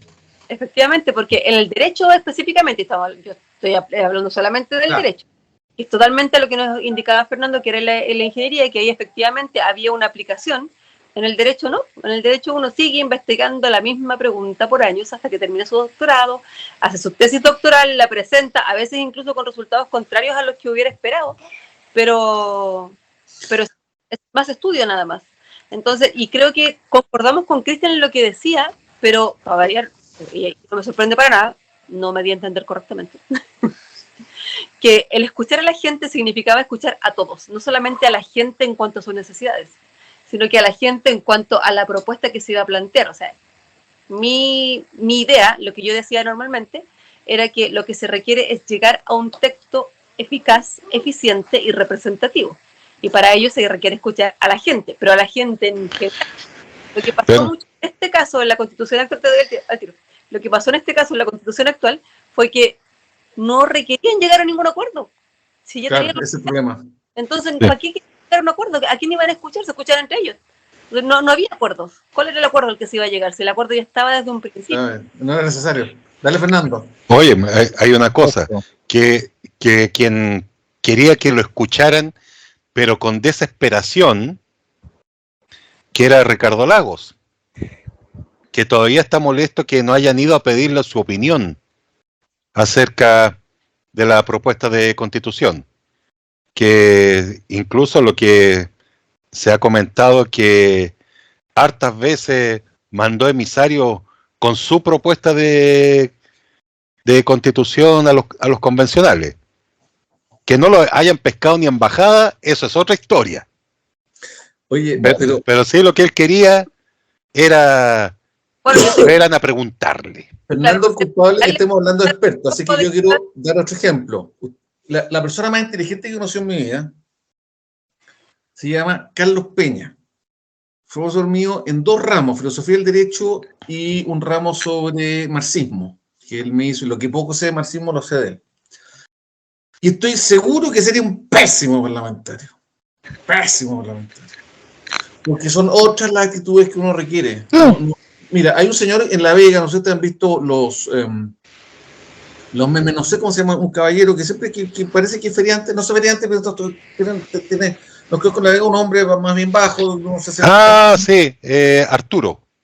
Que se ve siempre muy prudente. Sí, que es de la directiva de La Vega. Es directiva. Sí. Y yo creo que gente como esa se requiere asesorado por alguien. Porque él tiene las ideas, tiene la sensibilidad. Carlos Peña no negocia, él manda, él es una autoridad. Yo no quiero despreciarlo como intelectual, creo que es fundamental lo que él hace. Siempre digo que no es eso lo que se requiere. Se requiere una persona que sepa lo que decía Margarita, escuchar, procesar y proponer algo que salga nuevo. Y Carlos Peña no negocia, él es un académico que le escucha, que le gusta que lo hablan. Lo digo también como su alumno durante 18 meses. Bueno, hace 30 años, tal vez ha cambiado. Pero lo que yo recuerdo cuando era joven es que era muy autoritario, y siendo absolutamente brillante, no te puedo explicarlo, las clases eran una maravilla. Además un hombre que ha leído tantos libros, yo ojalá pudiese leer unos 10 libros al mes, distintos. Entonces, y además se acuerda los libros, entonces, porque uno los lee, él se acuerda los libros. Bueno, entonces lo que quiero decir es que un poco lo que le pasó a Agustín Esquella es casi tan brillante como Peña, pero lo hizo mal porque no tiene esa voluntad política de negociación. No están acostumbrados los profesores a negociar, no están acostumbrados a ganarse un lugar. Se lo ganaron y llevan 20 años hablando a alumnos, un poco lo decía Alejandro, a veces repitiendo por 20 años las mismas cosas, y consecuencia no es el tipo de gente que se requiere. Se requiere, perdóname la diferencia, voy a tratar de ser lo más abierto,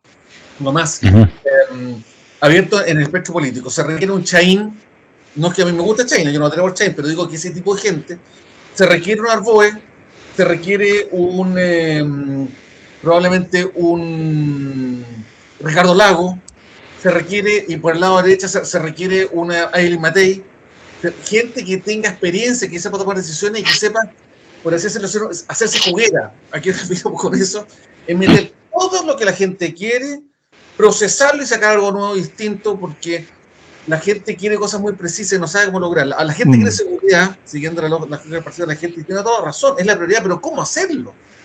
El Estado chileno, con esta constitución, con mi constitución, la actual, la nuestra, ha fallado. Está fallando mucho. Entonces tenemos un problema. La constitución es parte del problema. Y el problema del Estado chileno, el problema de Chile ahora es el Estado. Yo lo he dicho en este programa. No es la economía. O no solo la economía. Es el Estado. Está fallando Carabineros, fallando Policía de Investigaciones. No comparte bases de datos entre ellos. Los Carabineros no se sienten apoyados. Lo que pasó fue... Bueno, no quiero que aparte del tema, pero a propósito de seguridad, lo que pasó con estos delincuentes que tomaron en San Antonio con pistolas en la maleta del auto. Eran unos traficantes y los sacaron del libre porque el carabinero no era acto flagrante.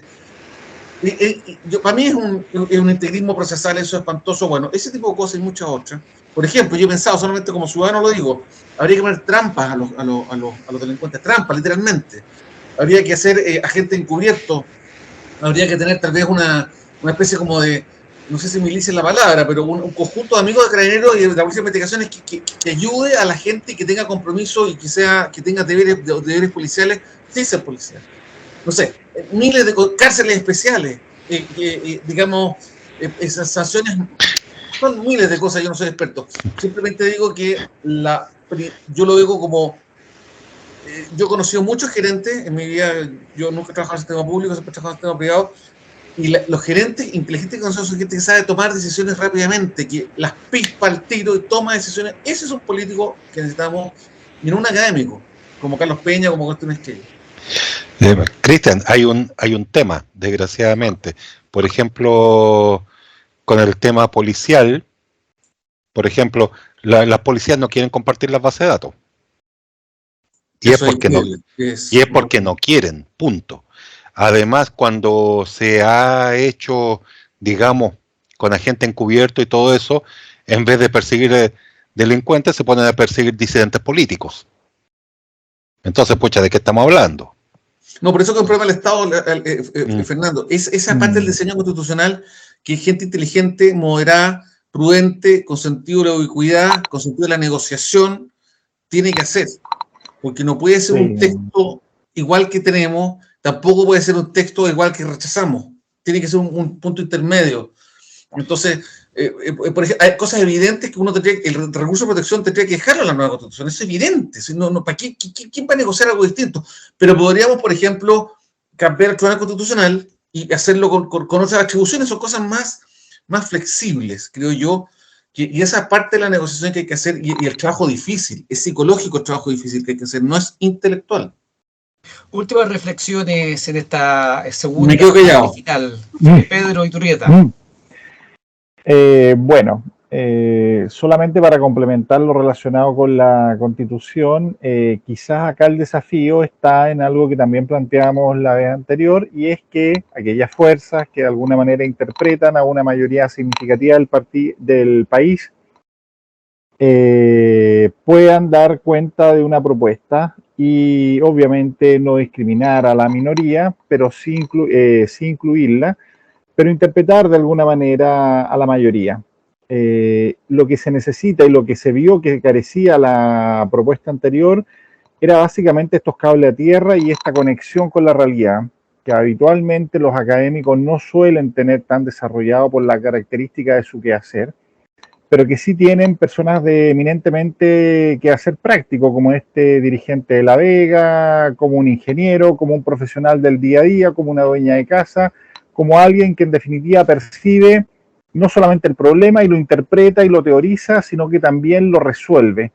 Y lo que ha demostrado, y es mi principal diagnóstico de la clase y casta política de Chile, es que ha sido absolutamente ineficiente en resolver problemas y ha sido pero totalmente experta, como tomando el concepto de Fernando, en procrastinar y chutear la pelota, va a decirlo un buen chileno, en chutear la pelota para adelante. Y esta propuesta de reformar la Constitución fue la mejor manera de procrastinar y de chutear la pelota respecto a problemas que un gobierno con liderazgo debió haber tomado en su momento y debió haber resuelto en temas como vivienda, en temas como salud y en temas por lo menos como el tema previsión social.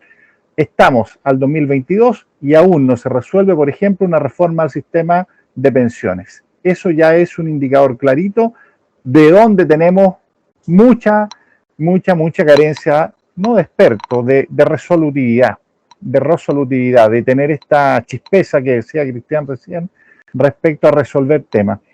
Vamos a ver si en esta ocasión resulta.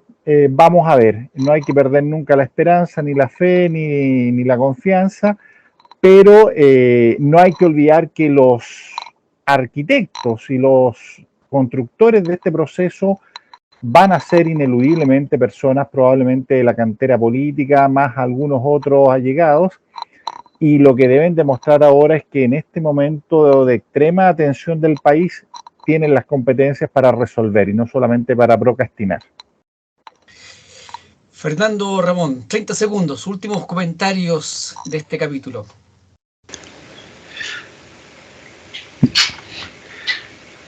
Se ve complicada la cosa, ¿qué quieres que te diga? Más especialmente que hay un bando resentido que se niega a ver la realidad y hay otro bando que se quiere llevar la pelota ahí para la casa. Entonces estamos en el peor escenario. Ahora bien, no nos olvidemos de una cosa. El estallido social no tuvo líderes, no tiene líderes. Durante la convención lo que se buscó era efectivamente que no hubiera liderazgo. Porque la gente no quiere eso. No quiero un líder, no quiero un representante. Quiero llegar directamente. Lo ideal es intermediación cero. Y el problema es que la clase política actual se ven a sí mismos como intermediarios, ¿ya? Y como intermediarios indispensables, ¿ya? Y resulta que la gente le está diciendo en todos los tonos, yo a ti no te quiero, hazte a un lado, no me aportas valor, yo quiero llegar directo a donde quiero ir. Mientras no se dé cuenta de eso la clase política, vamos a seguir con esta crisis dando vueltas. Gracias, Fernando Ramón. ¿Qué tal, Daray? Últimos 30 segundos para cerrar este... Solo agradecer a Margarita, a Fernando, a Pedro y sobre todo a Alejandro esta instancia de conversación, de ciudadanía. Yo me siento extremadamente honrado de ser invitado a este programa y humildemente no sé cuánta gente lo ha visto y si alguien ha sacado algo en blanco en limpio de lo que hemos hablado, pero creo que sí, yo por lo menos esa ha sido mi intención, aportar a la gente, tomar una decisión. Yo soy un hombre apasionado y soy un hombre de opinión, yo no soy un espectador, pero bueno, quiero agradecer entonces a Alejandro en instancia y a mis compañeros de contertulios, conocerlo algún día en persona. Bueno, a Pedro sí lo conozco, pero a Alejandro y a Fernando no, y a Margarita tampoco, conocerlo en persona porque esto ya de la virtualidad me tiene un poquito cansado. Pero muchas gracias, Alejandro, por tu iniciativa y tu tesoro en este asunto. Gracias a ti, Cristian, también. Margarita, tus últimos segundos para tus últimas reflexiones en este capítulo. Muchas gracias. Bueno, bastante que reflexionar al respecto de lo que se ha dicho ahora. Me parece que en cuanto a lo que dijo Fernando, tomándome lo que se ha dicho, tanto el estallido social como la convención, y ojo, de nuevo, a mi humilde parecer que se equivoca constantemente, sí tuvieron líderes. Son los mismos líderes que avalaron tanto la violencia durante el estallido, y no estoy diciendo que el estallido solamente para nada, porque me consta y lo vi, y yo estaba en Santiago, en el Metro Universidad Católica, el día 18 de octubre, cuando empezó el estallido, y venía con mi hija, y tuve que llevármela caminando en brazos, en Santiago, por 12 cuadras, hasta poder encontrar algo que nos llevara hasta el tren, y tuve la suerte de tomar el último tren de vuelta a Rancagua. Entonces, debo decir que lo que yo vi ahí tenía líderes bastante claros. Y había movimientos que lideraban todo el movimiento social el día 18. Y después de eso vimos líderes ya políticos que definitivamente avalaron todo el movimiento, y otros líderes políticos más extremos que avalaron también la violencia durante el estallido. En cuanto a la convención, a mi parecer también tuvo líderes bastante claros desde ya la semana de que se constituyó. Fueron los mismos partidos que constantemente los defendieron, y que al final también defendieron la opción de que entregaba la Constitución, que entregaba la propuesta de Constitución, y fue lo mismo que la gente rechazó después, porque tal como lo dice Fernando, la gente no quiere ese tipo de liderazgo, y por lo mismo también fue rechazado. Y en cuanto a lo que decía Pedro, efectivamente lo que hace falta es vivienda, es salud, es educación, pero es obviamente las pensiones, pero estas son cosas que la Constitución no ve. Y eso es algo de lo que la gente se ha dado cuenta últimamente, que la Constitución no ve las pensiones. Las pensiones están por ley. Arreglar el sistema de salud no está en la Constitución, está en las leyes. Y lamentablemente el Estado es el peor administrador. O sea, si tomamos en cuenta que cada persona que está por FONASA recibe 3.000 pesos menos, FONASA recibe 3.000 pesos menos por cada persona que lo que recibe una ISAPRE, y vemos la atención que nos entrega FONASA y la atención que nos entrega la ISAPRE, o sea, a lo mejor, y ojo que lo digo a lo mejor, lo desconozco completamente, pero si FONASA fuera privado, funcionaría mucho mejor. Porque el Estado lo administra tan mal, y la plata se va a donde no debe irse, que tenemos la salud que tenemos. Y tenemos los hospitales que tenemos, y tenemos la atención primaria de salud que tenemos, a pesar de todos los esfuerzos que se hacen y que lo hacen los mismos médicos, las enfermeras, la gente que trabaja ahí. Los insumos no llegan, porque la plata no llega donde tiene que llegar, y no podemos decir que no está, porque la plata está. ¿Para dónde se va? No lo sabemos, porque la administración de esos fondos son los que no están funcionando de la manera que corresponde. El Serviu funciona excelente, considerando que somos uno de los pocos países que tiene un sistema de servicio a la vivienda como ese, pero lamentablemente, debido a la reforma que se está haciendo, que se está proponiendo, y volver a instalar los impuestos para los DFL2, se está dejando de construir porque no salen a cuenta. Entonces, ¿dónde está el problema ahí? Están las leyes. Y tenemos que no solo que la gente se dé cuenta, sino que tenemos que asumirlo, que el problema parece que no es simplemente el texto constitucional, sino es la aplicación que los gobiernos en general han hecho de este texto, y todos los textos legales, y de la administración. De nuevo, yo creo que mucha gente va a estar totalmente en contra de lo que yo digo, pero es algo que vemos día a día. ¿Qué pasa con la administración? Si la plata está, ¿por qué se administra tan mal y no llegan los fondos donde tienen que llegar? Entonces, creo que dejo esa pregunta ahí, y tal como dijo Fernando delante, lo dejo puesto ahí y me retiro lentamente para que todos pensemos. Muchas gracias, Margarita. Y así lentamente también se retira esta tercera temporada con 9 capítulos de Ciudadanos en Línea, de un medio que es autónomo, que es independiente, que partió como una inquietud de algunos amigos que dijimos: oye, algo está pasando con nuestro país, no queremos estar en un partido porque tal vez no nos acomoda, no somos empresarios, no somos de movimientos sociales, ¿cómo aportamos? Bueno, así nace Estudio Ciudadano, como un espacio para que distintas voces que no tienen por qué estar de acuerdo, viva la diversidad, puedan expresarse, puedan opinar de cara a usted, que es el elector, el gran elector, el que al final toma la decisión de dejar que las cosas paren que las cosas pasen, quise decir, o que se detengan, o generar cambios. Estudio Ciudadano va a seguir procurando crear estos espacios con personas de distintas experiencias, con distintos conocimientos, para que puedan todos los ciudadanos tener lo más posible todas las visiones a la vista, para que cada vez que nos llamen a votar, a tomar decisiones tan importantes, lo hagan con el mayor conocimiento de causa, con las mayores sensibilidades, y de esa manera se toman entonces las mejores decisiones para todos. Quiero agradecer mucho a Pedro Iturrieta, a Fernando Palma, a Cristian Larraín, que sin ellos, que son los históricos, este espacio que ya lleva 3 temporadas sería imposible de hacer. Margarita, que te vaya súper bien en el viaje que vas a hacer en este debate. Cuéntanos cómo te va, si vas a resultar absuelta, condenada de esta por situación. el satélite.